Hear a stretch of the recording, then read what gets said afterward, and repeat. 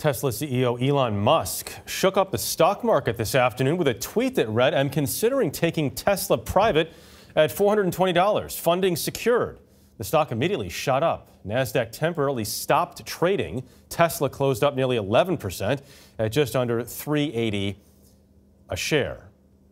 All this came on the same day the insurance industry put out a report on driver assistance systems, including Tesla's autopilot. It found they do increase safety, but only if drivers pay close attention to the road. Very interesting subject, and Kris Van Cleave took a test drive. So if I want to start the autopilot, what do I do?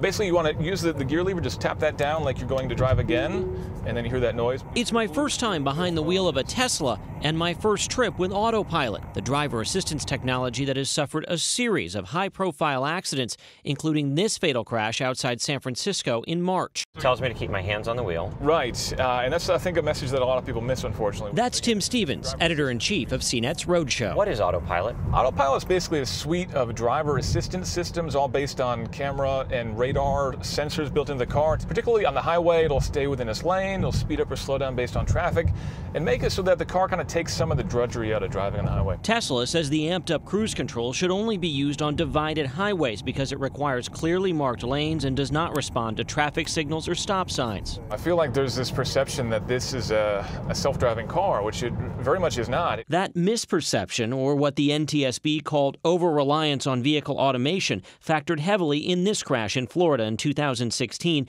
that killed 40-year-old Joshua Brown. During our drive, autopilot generally performed well on this busy stretch of New Jersey highway. Whoa! But when two lanes merged together, It nearly drove us into the Subaru there. Not quite a perfect system. The car was not aware that there was another car that was about to steer into us. Jake Fisher is Consumer Reports Director of Auto Testing. It is unclear if there's any safety benefit of these systems, and there very well might be a safety problem with these systems. On the magazine's test track, Fisher showed us how autopilot struggled to navigate some turns when the road lines faded. Nope. Did not get this one. Didn't get that one. To be clear, we are intentionally misusing the system. Right.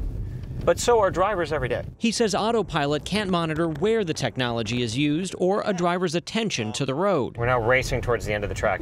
Yeah. So I hit the brakes because I don't want us to get hurt. Tesla declined our request for an on-camera interview to talk about autopilot. We understand the system is set for an upgrade in the coming weeks. Tesla did tell us that autopilot was designed for an attentive driver, and if it is used as directed, they say autopilot is safe. Jeff? So interesting to hear about. Kris Van Cleave, thank you.